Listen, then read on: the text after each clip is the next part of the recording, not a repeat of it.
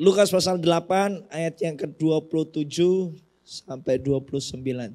Jadi karena suara saya seperti ini, saya nggak bisa teriak-teriak seperti biasanya, tapi saya berdoa saudara dapatkan pesan Tuhan yang luar biasa. Amin. Kalau saudara suka tulis catatan khotbah, saya beri judul khotbah saya hari ini, kenyang dalam rumah. Kenapa saya kasih judul ini? Karena tidak semua orang yang punya rumah, tidak semua orang yang punya keluarga kenyang di dalam rumah. Akhirnya karena mereka tidak kenyang di rumah, mereka suka jajan. Bahasa Ibrani itu jajan. Saya mau kita lihat sungguh-sungguh kebenaran yang luar biasa. Kebenaran yang gak boleh kita abaikan tentang keluarga kita, tentang rumah kita. Kalau keluarga kita, kalau rumah kita tidak berhasil mengenyangkan saudara, maka kita akan punya generasi selanjutnya. Maka anggota-anggota keluarga akan jadi sasaran empuk setan. Akan jadi sasaran empuk musuh kita. Dan kita akan kehilangan banyak hal yang bagus. Kehilangan banyak hal yang luar biasa. Kita dengar ini baik.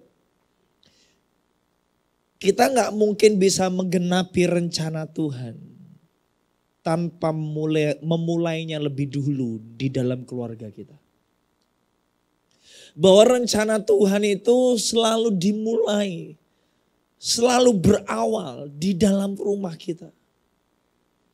Ketika Tuhan menciptakan Adam dan Hawa, saudara. Tuhan menciptakan apa? Menciptakan keluarga. Tuhan punya inisiatif, Tuhan punya rencana untuk membuat mereka banyak. Bermultiplikasi dan memenuhi bumi. Maka untuk menciptakan, untuk memenuhi tujuan Allah itu, Tuhan membentuk keluarga. Tuhan membangun keluarga. Seharusnya bisa enggak Tuhan langsung memultiplikasikan mereka? Bisa. Mampu Tuhan. Tapi kalau saudara belajar sungguh-sungguh inisiatif dan cara berpikirnya Tuhan. Tuhan itu enggak menggenapi rencananya sebelum Tuhan membangun keluarga. Tuhan lebih gampangnya gini. Tuhan mau menggenapi rencananya dengan cara membangun keluarga.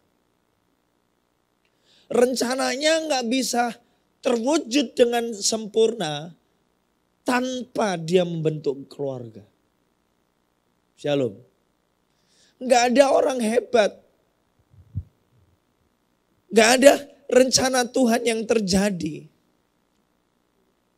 tanpa disertai sebuah keluarga yang sehat. Keluarga yang mengenyangkan.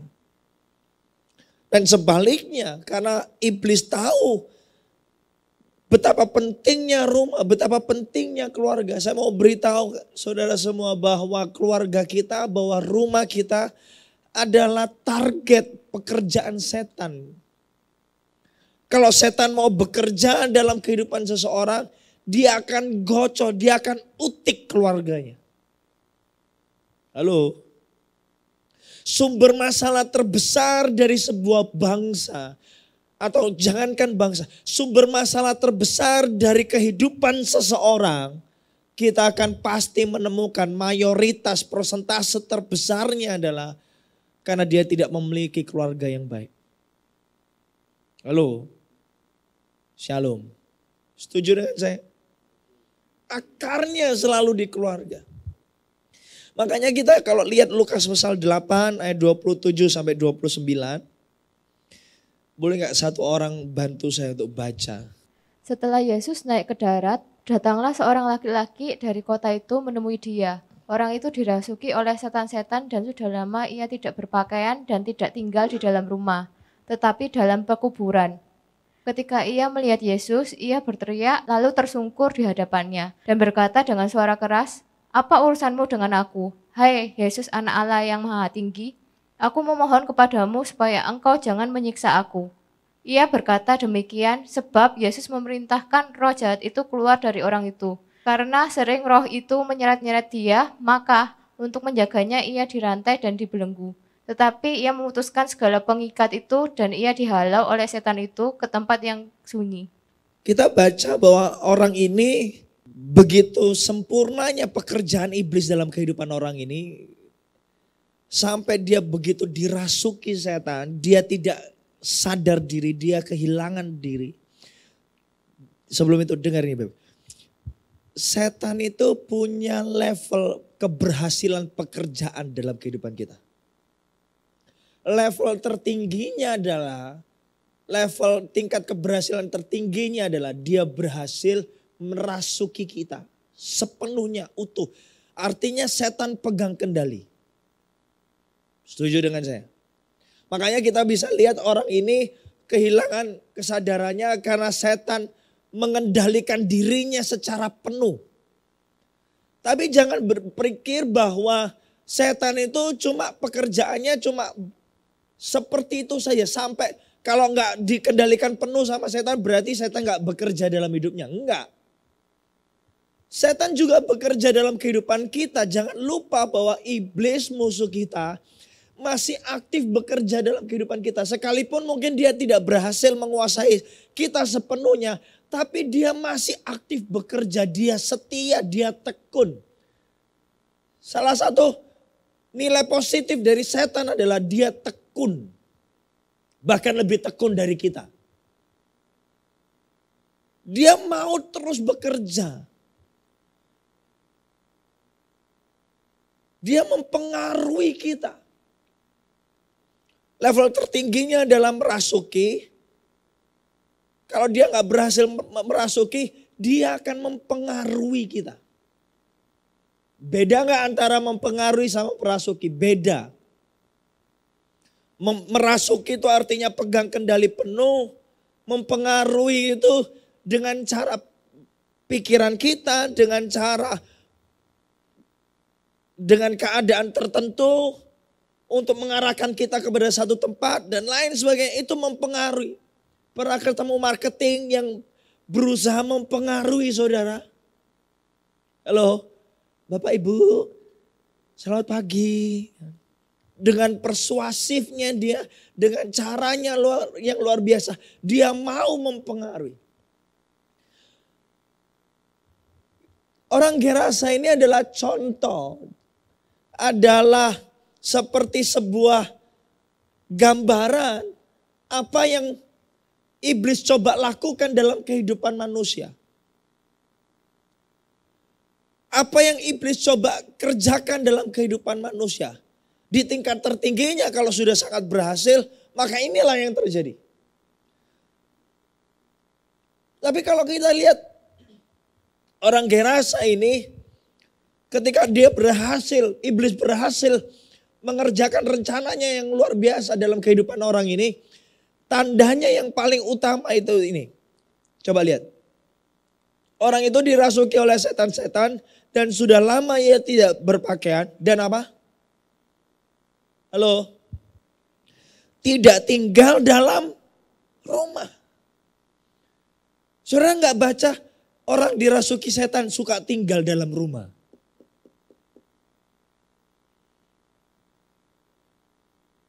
Apa yang kita bisa belajar?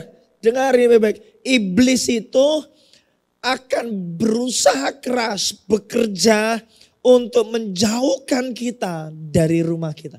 Ini yang terjadi sama orang Gerasa karena dia sudah mencapai kepenuhannya dalam pekerjaan iblis dalam hidupnya. Dan dia dijauhkan dari rumahnya. Dengan berbagai macam cara. Bukankah kita temukan dalam generasi ini begitu banyak orang yang tidak betah tinggal di rumah. Enggak puas tinggal di rumah. Sukanya ngeluyur. Enggak tenang tinggal di rumah. Jangan dipikir bahwa itu cuma hal yang biasa. Itu adalah usaha pekerjaan iblis untuk menjatuhkan, untuk merusak sebuah generasi. Dengan cara ini dia tidak suka tinggal di rumah. Kenapa saya perlu sampaikan ini? Supaya kita bisa terbuka mata kita.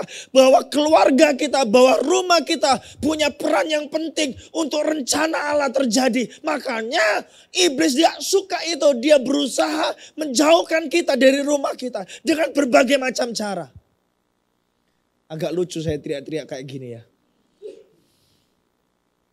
Dengan berbagai macam cara dia akan berusaha menjauhkan kita dari rumah kita. Siapapun itu, entah kita pasangan, entah kita seorang anak di rumah, entah kita ini seorang ayah di rumah. Ingat ini baik-baik. Iblis akan berusaha menjauhkan kita dari rumah kita, dari keluarga kita. Termasuk salah satunya dalam konteks CG, saudara. Saya percaya CG kita adalah keluarga kita, adalah rumah bagi kita. Dia akan berusaha untuk menjauhkan kita dari komunitas dengan berbagai macam cara, percaya saya.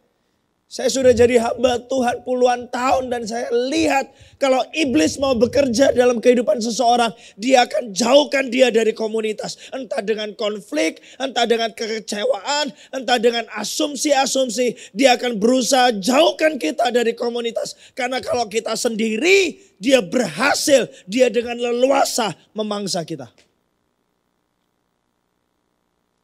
Pernah lihat seorang singa, seorang predator lagi nungguin anak rusa. Kalau lagi dalam kerumunan, dia nggak akan berani dekat-dekat. Tapi detik dia sendiri, detik dia alone. Ditinggalkan atau meninggalkan kawanannya, meninggalkan kumpulannya. Di situ predatornya akan datang. Shalom. Iblis akan berusaha menjauhkan kita dari rumah kita, dari keluarga kita. Jadi kalau kita nggak mau rencana iblis terjadi, kalau kita nggak mau dia menang dalam peperangan ini, kita harus buat rumah kita jadi tempat yang nyaman, aman, dan menyenangkan untuk ditinggali. Halo, kita harus berusaha keras. Sama seperti kita berusaha keras untuk memajukan bisnis kita. Kita mau berusaha keras untuk menaikkan karir kita. Saudara harus berusaha keras memutar otak begitu rupa. Menciptakan rumah saudara jadi rumah yang layak, menyenangkan untuk ditinggali. Gimana caranya Pak? Gampang. Jadikan rumah saudara, keluarga saudara jadi yang tempat yang mengenyangkan. Ketika setiap anggota keluarga mendapatkan apa yang dia butuhkan. Kenyang di dalam rumah, dia gak akan suka jajan di luar. Halo. Rumah saudara harus menjadi rumah yang mengenyangkan. Rumah saudara harus menjadi tempat di mana setiap anggota keluarga dikenyangkan. Supaya apa? Supaya setiap anggota keluarga gak perlu cari di luar rumah. Karena dia dapatkan apa yang dia butuhkan di dalam rumah. Dia dapatkan apa yang dia butuhkan di rumah. Seorang suami kenyang dengan kondisi rumahnya. Karena dia dapatkan dari pasangan dan anak-anaknya. Seorang istri kenyang di rumah karena dia dapatkan yang dia butuhkan. Dari siapa? Dari suami dan anak-anaknya. Seorang anak kenyang di rumah karena dia dapatkan yang dia butuhkan. Dia kenyang di dalam rumah. Dia gak perlu cari makanan di luar. Dia suka, dia tinggal di dalam rumah. Kenyang. Lalu pertanyaannya, kenyang akan hal apa? Kenyang dalam hal apa?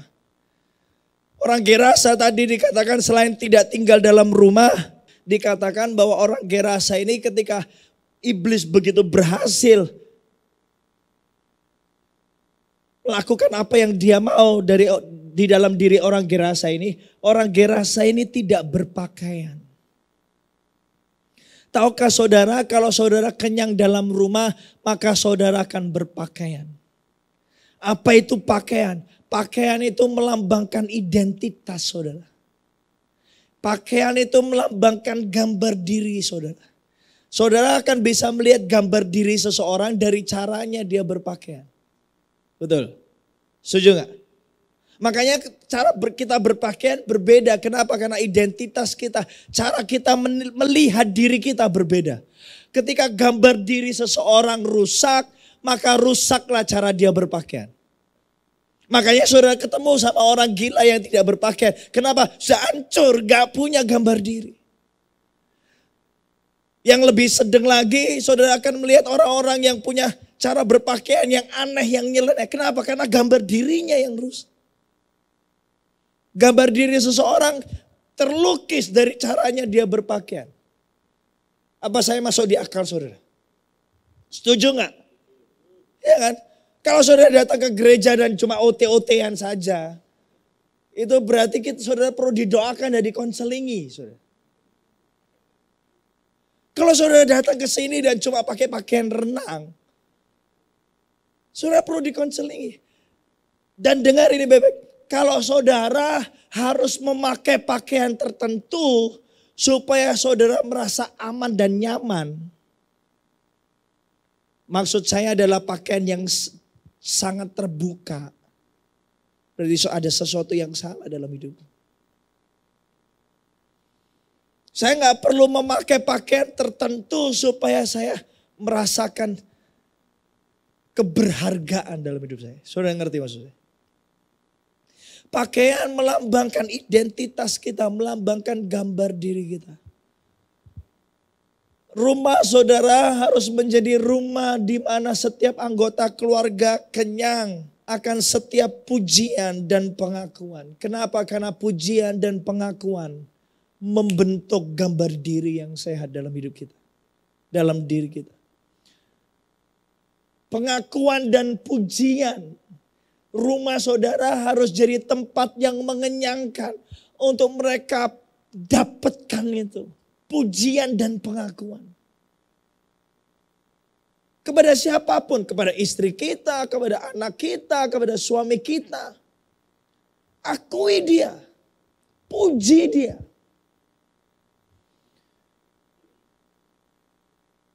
Jangan cuma kritik. Jangan sampai kritik kita, perkataan kita merendahkan dan mempermalukan dia. Camkan ini baik-baik. Karena kalau kritik kita, nasihat kita, perkataan kita yang seharusnya menegur dan mengarahkan dia, justru merendahkan dia, justru dalam tanda kutip melucuti pakaiannya dia, mempermalukan dia. Maka rumah kita bukan jadi rumah yang aman buat dia. Anak pertama saya Jaden, kalau saya puji saudara, dia sudah bisa senyum-senyum sendiri. Tambah saya puji. Kenapa? Karena dia nggak perlu dapatkan pujian dari luar. Dia cukup puas dengan pujian saya. Papanya bangga sama dia. Berulang-ulang ketika ada momen yang tepat saya ngomong sama dia, Papa bangga sama kamu. I'm proud of you, Jaden. Bangga sama kamu. Sebaliknya hati-hati dengan kritikan kita, dengan teguran kita. Jangan sampai kritikan dan teguran kita itu melewati batas, akhirnya menyakiti hatinya. Saya nggak sampai hari ini, saya nggak pernah lupa perkataan-perkataan yang, by the way, karena papa saya dilahirkan bukan dari keluarga Kristen, baru mengenal Tuhan ketika saya mulai bertumbuh dewasa. Jadi waktu kecil papa saya nggak kontrol apa yang keluar dari mulutnya. Keluar kata-kata yang sangat menyakiti. Bukan pukulannya yang menyakiti. Yang lebih menyakiti itu perkataannya, labelnya. Saya nggak perlu ngomong. Hati-hati dengan label. Jangan sampai ngomong sama anak kita, kamu anak bodoh, papa menyesal punya anak sama kamu. Never sih. Jangan pernah ngomong itu. Kamu anak tak tahu diuntung. Apalagi? Kamu anak kurang ajar. Waktu saudara ngomong kamu anak kurang ajar, itu kata-kata kurang ajar itu jadi identitasnya dia. Jangan sampai kritikan kita itu jadi identitas dia. Halo. Kamu anak, apalagi anak dan lain sebagainya. Jangan ada kata-kata bodoh, Jangan ada kata-kata kamu anak kurang ajar. Jangan ada kata-kata semua yang negatif tentang anak itu. Itu menyakiti dia. Dan kalau saudara nggak sadar akan apa yang keluar dari mulut saudara. Mulut saudara itu dipakai setan untuk merusak anak saudara. Dan akhirnya dia nggak puas tinggal dalam rumah. Iblis berhasil bekerja dalam hidupnya. Duh Pak, tapi itu realita, dengar. Anak kita itu bukan, kita nggak boleh nilai anak kita berdasarkan apa yang dia lakukan. Kita nggak boleh nilai anak kita berdasarkan apa yang dia capai. Karena perlakuan, tingkah laku dan pencapaian adalah sesuatu yang sifatnya temporer. Sementara. Halo. Bisa diubah. Kalau saudara mendidik dengan tepat, nanti itu poin yang selanjutnya. Maka tingkah laku dan pencapaiannya akan ikut berubah. Jangan pernah label, jangan pernah lekatkan identitas anak saudara dengan apa yang dia lakukan saat ini, dengan apa yang dia capai saat ini. Kalau nilainya jelek, jangan pernah ngomong kamu anak bodoh. Kenapa? Karena nilainya bisa berubah. Perkataan saudara nggak bisa berubah dalam hidup orang itu. Saya ngerti maksud saya. Kalau dia namanya anak lagi bertumbuh, pasti buat kenakalan. Saya dulu juga nakalnya luar biasa. Dulu saya tuh iseng-iseng jalan karena saya hidup di kampung zaman itu. Ya sekarang juga kampung sih. Lagi jalan di luar, nggak seperti anak saya sekarang yang nggak boleh keluar rumah, ya kan. Dulu saya sejak kecil, sejak kelas 1 SD, saya sudah pergi keliling kampung naik sepeda sendiri, jalan sendiri. Kayak anak nggak punya orang tua gitu, saudara. 5 SD saya pernah pergi naik sepeda dari rumah saya di Sidotopo Wetan, pergi ke Gramedia Jalan Basuki Rahmat, naik sepeda. Tahu jalan enggak? Kok bisa nekat? Ya memang saya orang nekat. Untungnya masih bisa pulang. Akhirnya pulang, mama saya nggak tahu saya habis pergi dari Basuki Rahmat. Itu saya lagi doa, Tuhan tuntun jalanku Tuhan. 5 SD sudah. Anak saya 5 SD hari ini nggak boleh keluar rumah sendirian. Ini curcol ceritanya.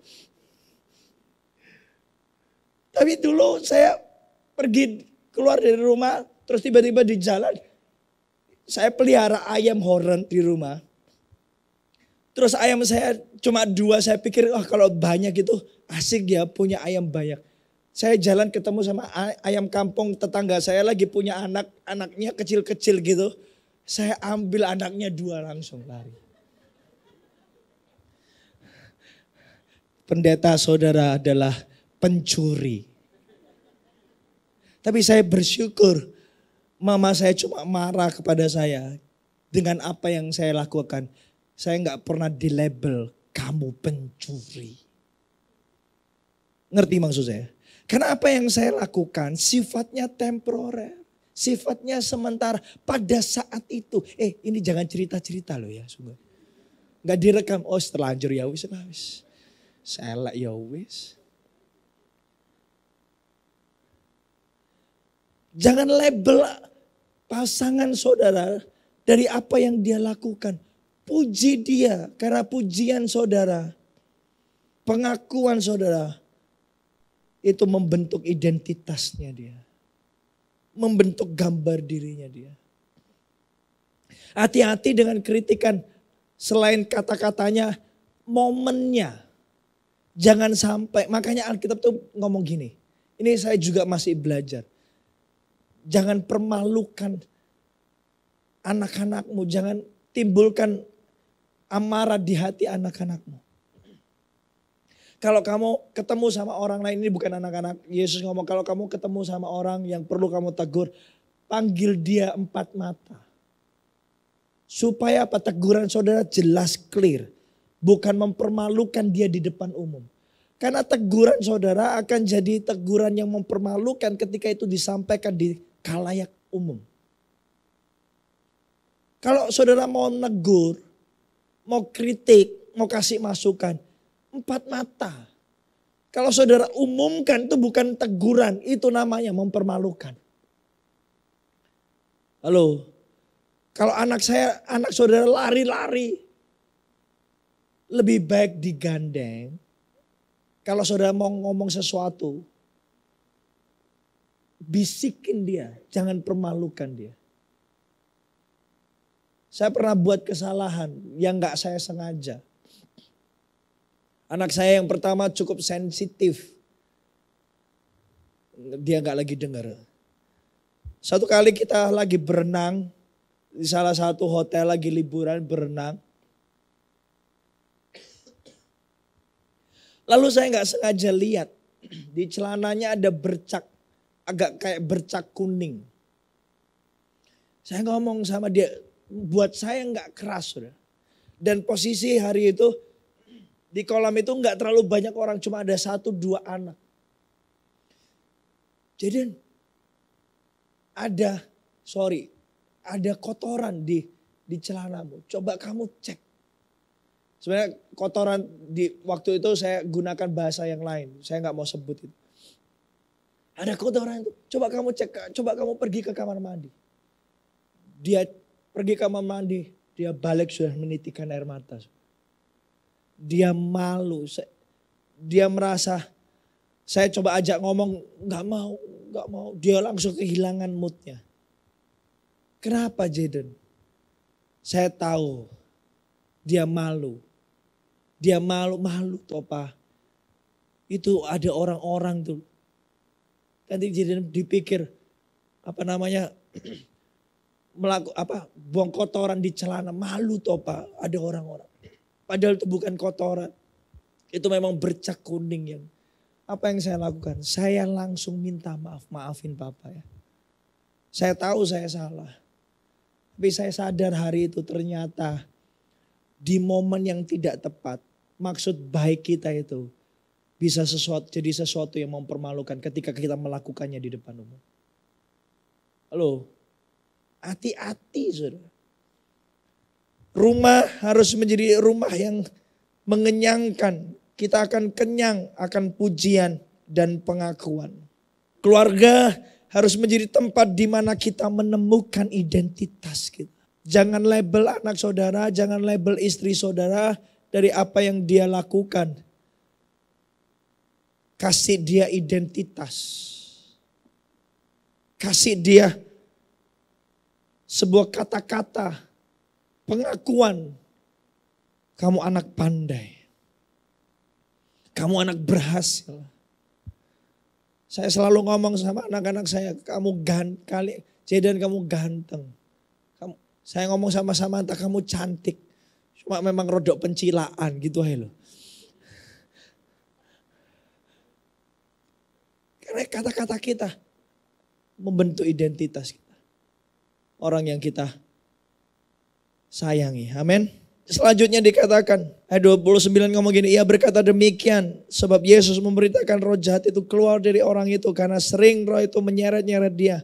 Maka untuk menjaganya ia dirantai dan dibelenggu. Tetapi ia memutuskan segala pengikat itu dan dihalau oleh setan itu ke tempat-tempat yang sunyi. Ketika setan berhasil menyingkirkan dia dari rumah, setan juga berhasil membuat orang ini tidak suka, tidak mau diatur, tidak tahu batasan. Kenapa? Karena orang ini rumahnya tidak jadi rumah yang mengenyangkan untuk mengajar dia yang namanya batasan. Halo. Rumah harus menjadi rumah yang mengenyangkan supaya setiap anggota keluarga kenyang akan didikan yang menjaga, bukan kebebasan yang menelantarkan. Ini yang agak sulit, saudara. Kenapa? Karena butuh sebuah effort yang sangat besar Supaya kita itu setiap kali ngomong, bukan cuma menyatakan tidak bolehnya, tetapi alasan tidak bolehnya. Gampang kalau kita di rumah itu marah, tapi tidak pernah menjelaskan kenapa kita marah. Halo? Makanya orang-orang gak pernah sadar ketika mereka terima didikan yang mereka anggap cuma terima marahnya. Dia gak ngerti kenapa alasannya.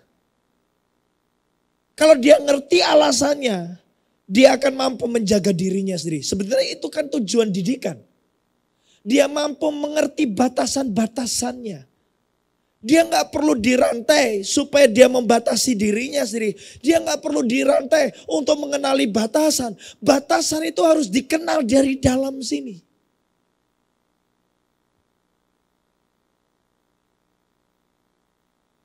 Jadi kalau saudara marah di rumah, pastikan marah saudara itu adalah sebuah didikan untuk memberitahu batasannya apa, alasannya apa, kenapa saudara marah.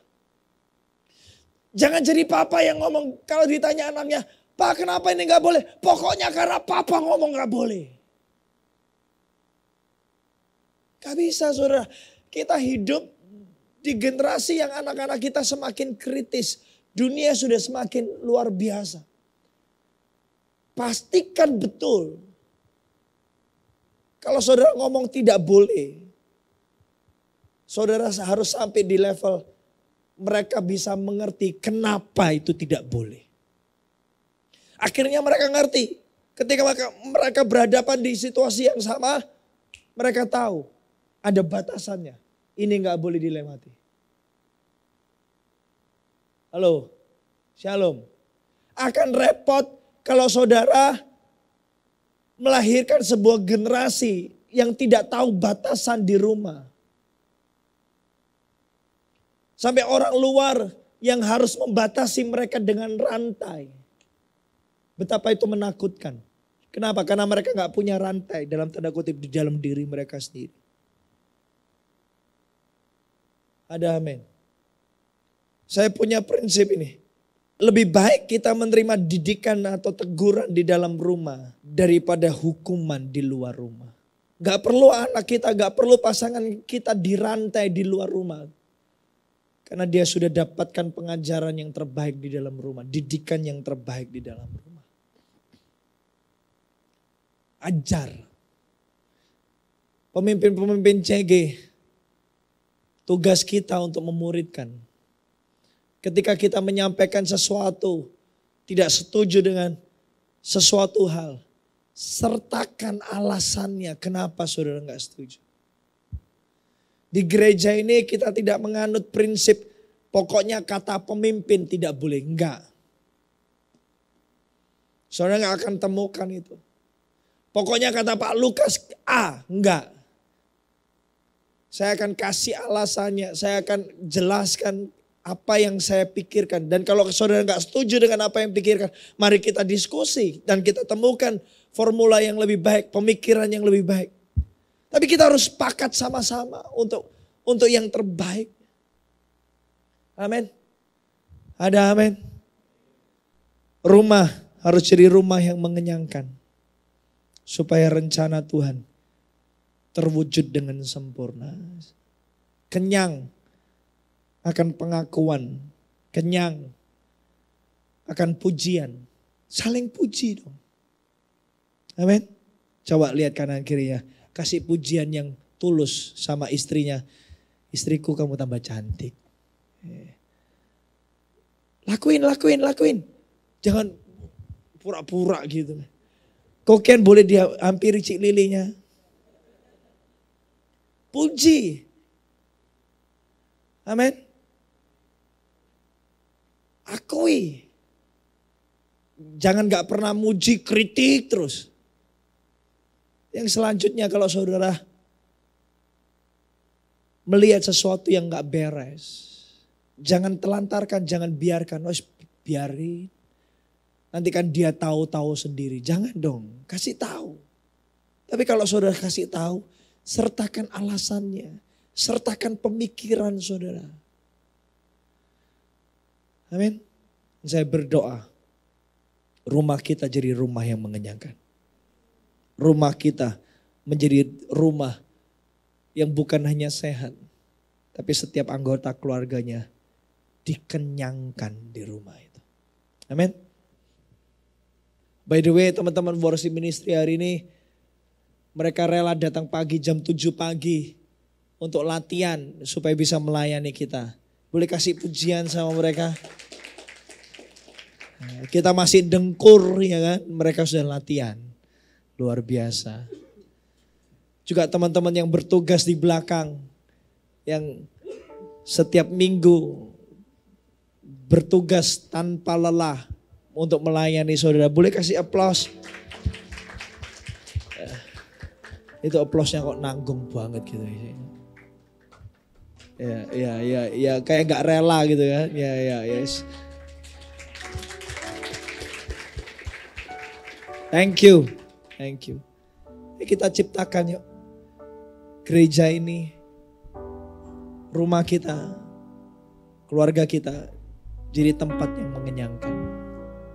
Sebagai gembala di tempat ini saya mau tempat ini jadi tempat yang mengenyangkan. Di mana setiap kita bebas memuji, tapi setiap kita juga bebas punya kerelaan untuk ditegur, untuk dinasehati. Jangan kalau saudara dinasehati, jangan kalau saudara dikasih tahu yang baik, marah. Saudara gak bisa pandai. Amin. Ada amin. Izinkan hati saudara dimuridkan. Izinkan hati saudara untuk terima masukan. Amin. Siapapun kita termasuk saya. Jadi kalau saudara mau kasih tahu saya ada sesuatu yang kurang dari tingkah laku saya, dari kata-kata saya, saudara bebas melakukannya. Tentu saudara tahu, saudara gak melakukannya di depan umum. Halo, saudara gak melakukannya untuk mempermalukan saya kan. Saudara bisa melakukannya secara personal dan kasih penjelasan. Dan kalau saudara itu ternyata masuk akal buat saya akan terima. Dan saya akan berterima kasih sungguh-sungguh. Supaya apa? Supaya semua kita kenyang akan didikan dan masukan. Kalau saudara nggak kasih masukan sama saya, orang yang saya anggap sebagai keluarga di rumah ini, di tempat ini, maka orang lain yang nggak kenal saya akan hakimi saya dengan lebih keras. Halo, betul nggak? Orang lain yang akan caci maki saya. Kalau saudara sayang sama saya, saudara nggak mau saya dicaci maki orang, datang pribadi kasih masukan. Itulah cinta yang sejati. Itulah cinta buat anak-anak kita. Itulah kasih untuk pasangan kita. Lebih baik dia terima masukan dari kita daripada hukuman dari luar rumah kita. Amin.